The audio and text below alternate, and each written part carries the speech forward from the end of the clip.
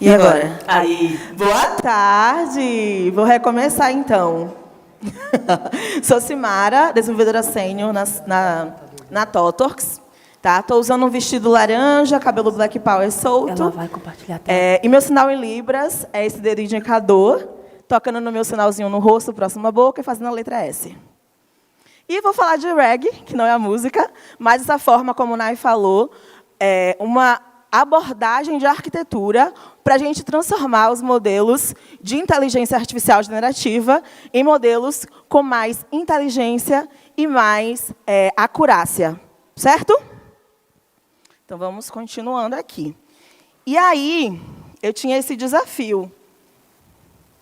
Por onde eu passo? Eu desliguei. Para cá, o verde. Isso. Eu tinha um desafio em falar em 20 minutos, que agora já são 18, e eu pensei, vou utilizar, então, o meu repertório que eu vim da área do marketing. E eu sei que o pessoal do marketing gosta de vender ideias, né? Então, eu quero falar com pessoas tecnologistas como a gente pode sair desse lugar de endeusar e de colocar a inteligência artificial generativa como se fosse a resolução de todos os nossos problemas em algo que realmente se encaixe em resolver problemas específicos para casos de usos específicos. E eu vou utilizar aqui esse framework para contar para vocês sobre essa abordagem, certo? Que é o do Golden Circle. E a gente vai começar falando pelas razões do porquê, e não necessariamente o que é. Tudo bem? E a agenda eu vou começar falando, então, as razões do porquê, vou mostrar como a gente consegue utilizar essa abordagem arquitetural e, por fim, o que é o tal do reggae, certo? Então, para falar de alguns benefícios, eu quero citar aqui uma colega nossa, TOTWORK, que ela diz, a qualidade dos dados ainda importa.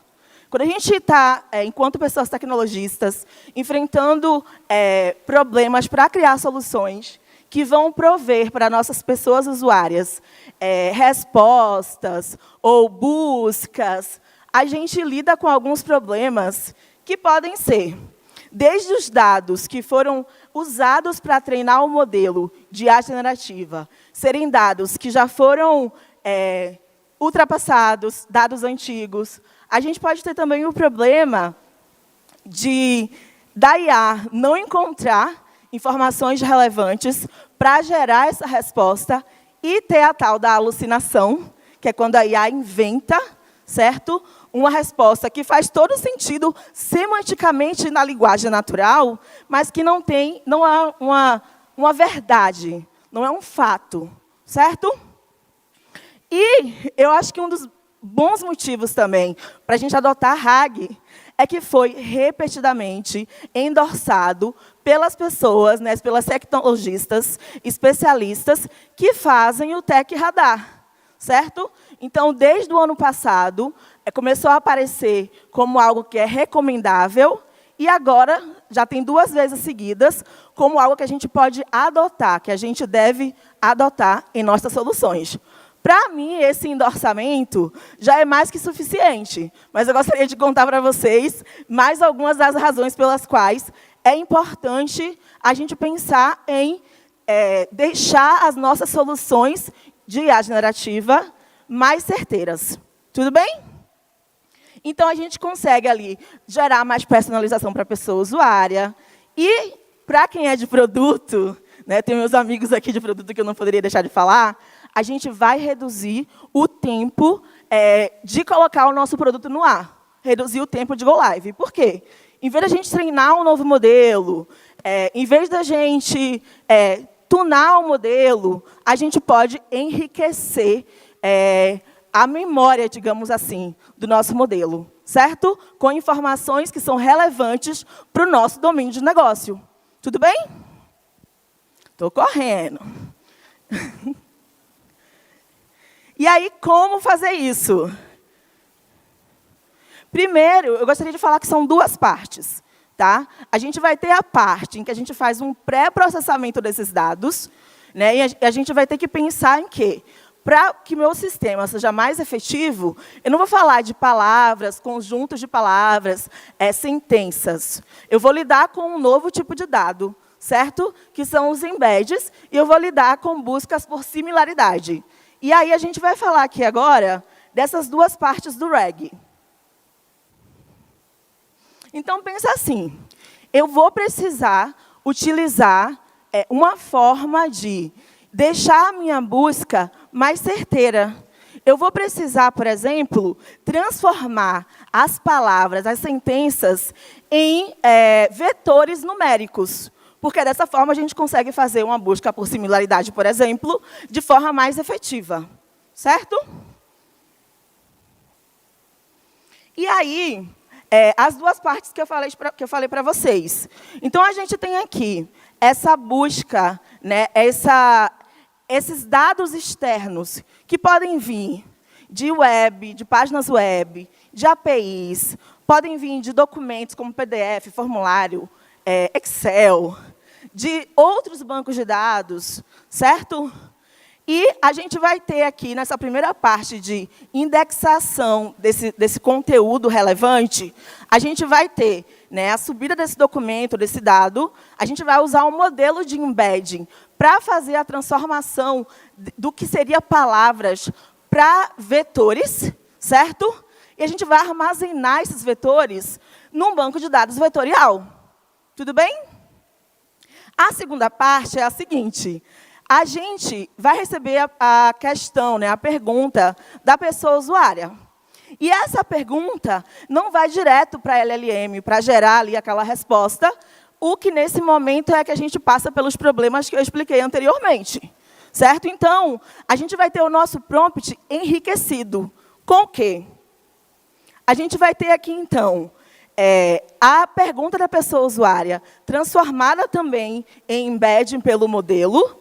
Né? Eu vou fazer a busca dos vetores que foram gerados a partir da pergunta, com a similaridade dos vetores que estão na minha base vetorial, e eu vou retornar, eu vou recuperar informação relevante, certo? E aí eu posso enriquecer o meu prompt com instruções para o sistema, posso enriquecer o meu prompt com os dados que foram recuperados e mais a questão da pessoa usuária. E aí, sim, a gente tem aqui esse retorno da LLM para a pessoa usuária. Tudo bem? Então, quando a gente fala dessas duas partes, para ficar muito fixado, a gente está organizando a informação, a gente está criando embed na primeira parte, e a gente está guardando ali no banco de dados, que tem que ser vetorial. Na segunda parte, a gente vai receber a informação da pessoa usuária, transformar essa informação, vai fazer a busca para comparar, né, com embeds, se a gente tem um match que seja relevante, para daí, então, mandar essa informação para a LLM fazer o que ela faz de melhor, que é gerar conteúdo. Ponto. Mas, como o Brígida falou, a qualidade dos dados importa. Certo? E aí, por que trazer esse papo aqui hoje? Porque a gente não pode esquecer que IA não vai excluir o que a gente faz de melhor enquanto pessoa programadora, enquanto time de tecnologistas, que, por exemplo, é trabalhar em times. Né? Uma pessoa que é da área de dados, ela vai ter esses conceitos. Ela estudou vetores, embeds, modelos. Mas, e a gente, enquanto pessoa desenvolvedora? Como a gente pode entrar também nesse fluxo para entregar a solução de uma forma que a gente consiga levar para Go Live com mais rapidez, mantendo a qualidade e utilizando o que tem de moderno de soluções. Tudo bem? E aí, por fim, o que é RAG? Né? Então, a gente já falou antes um pouquinho, vem do acrônimo de Retrieval Augmented Generation, e a gente vai. O Retrieval é bem essa parte de vou encontrar informação relevante. O Augmented é quando a gente vai fazer ali uma melhoria, a gente vai aumentar, expandir a capacidade de dados para o nosso modelo. A gente vai ter dados relevantes para o modelo. Então, eu estou aumentando essa capacidade de consultar dados relevantes. Tudo bem? E, por fim, generation, que é a parte da criação das respostas. E aí, não é bala de prata. Não vou saindo colocando RAG em tudo. Não é assim que funciona. Tem casos de usos que já estão comprovados, que já estão em produção, que são para buscas, para chatbot, onde a gente precisa gerar respostas com acurácia, certo? Tem um novo caso de uso também, que agora são os agentes, que ajudam a gente no dia a dia a tomar decisão, a criar partes ali do nosso fluxo de trabalho no dia a dia, certo? Então, vamos lembrar bem, chatbot, buscas, né? Então, mecanismos de buscas, e também os agentes, tudo bem? E aí a gente pode ir para várias áreas, para educação, para área de consumidor, atendimento ao consumidor. A gente pode ir para a área de assistentes virtuais, marketing. E tem uma parte que eu estou muito interessada, que eu vivo um problema que enquanto tecnologista desenvolvedora, eu tenho informação e artefatos espalhados dentro do meu projeto. Como eu consigo transformar a busca dessas informações de forma mais relevante? Então, seria também uma proposta de fazer um mecanismo de busca para dentro do projeto, por exemplo. Certo? Estou bem interessada nisso. E, por fim, tem um exemplo prático que está em produção, que está chamando bastante atenção, que foi criado pelo nosso time na ThoughtWorks, que é uma plataforma de UI conversacional para trazer ali informações sobre o governo da Índia, certo? E aí tem no blog, se vocês quiserem tirar foto, eu coloquei aqui o link para vocês acessarem todo o estudo de caso, com as lições aprendidas, o que foi realmente efetivo nesse caso. Porque, como a gente está falando de uma solução que é global, a gente, enquanto pessoa tecnologista, pessoa que está criando solução para a pessoa usuária, a gente tem que lembrar que pensar local vale. O que houve? Pensar local vale. Por mais que a solução que a gente está criando seja uma solução global. Certo?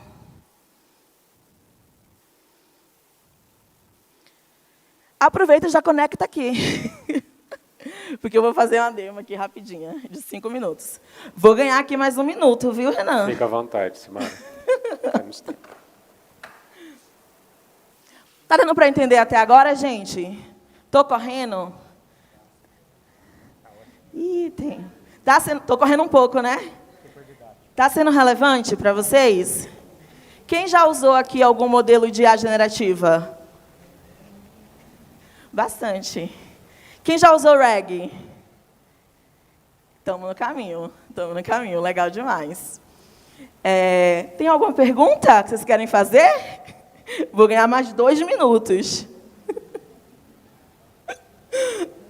Mas aí eu posso continuar falando, então, aqui, já que eu tenho a minha colinha.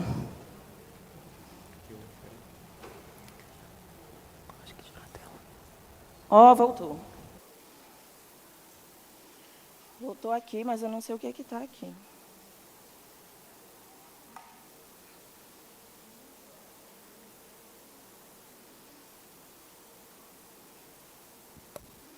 Chegou no ponto final mesmo, eu já estava falando aqui desse modelo, desse caso de uso, né, dessa cliente que a gente tem na ThoughtWorks. Mas eu quero mostrar para vocês também um caso de uso que eu estou fazendo estudando com as amigas minhas. Se vocês quiserem começar já a ir acessando idiomaparatodos.com.br. Vou improvisando. Acessem Idioma para Todos, no singular, tá? idiomaparatodos.com.br. Uma webpage lilazinha. Apareceu para vocês? Pronto. É essa demo que eu vou fazer agora. Como a gente está usando o RAG, também para continuar estudando, continuar crescendo, para trazer aqui para o nosso dia a dia. Ah, está aí. Uhum.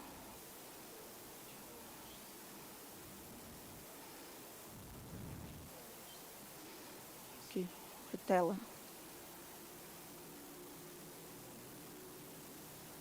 Vai sair, hein, gente? Pode falar.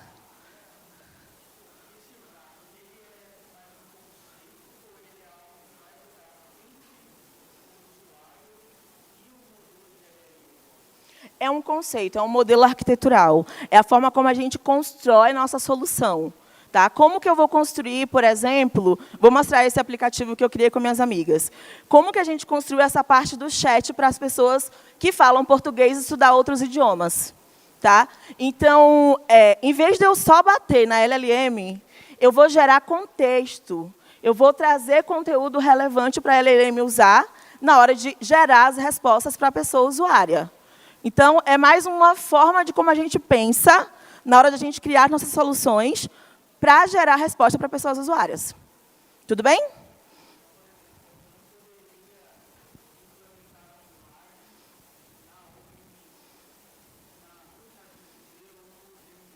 Pode. Pode, mas assim, em vez de você usar a interface do ChatGPT ou do Gemini, você vai usar a interface do seu produto. Entendeu? Legal, legal. Então, essa aqui é a interface da pessoa usuária, por exemplo. A gente tem aqui 3 partes. A gente poderia ajudar pessoas a utilizar idiomas diferentes para viajar, para entrevista de emprego ou tema livre. Tema livre, a gente não tem controle de conteúdo para gerar aqui, para enriquecer conteúdo. Mas em entrevista de emprego existem melhores práticas de entrevista. Para viajar também existem ali situações que podem se repetir. A gente consegue enriquecer, certo? Então, por exemplo, eu coloquei aqui entrevista de emprego e coloquei que eu quero ser promovida para especialista. Alô, Totox. E aí eu coloquei, olha, especialista de cloud, back-end. Recebi aqui a resposta da IA. Nessa hora, está acontecendo todo aquele fluxo que eu mostrei. Então, eu recebi, foi lá, consultou a minha base, fez a busca por similaridade, e aí eu tenho um retorno, certo? Então, aqui nessa parte de baixo, essa parte aqui que estou passando o mouse, é uma resposta que vem a partir do banco que enriqueceu o modelo de LLM, certo? A de cima tem mais a ver com gramática. Então, a gente consegue usar o próprio modelo para isso. Tudo bem?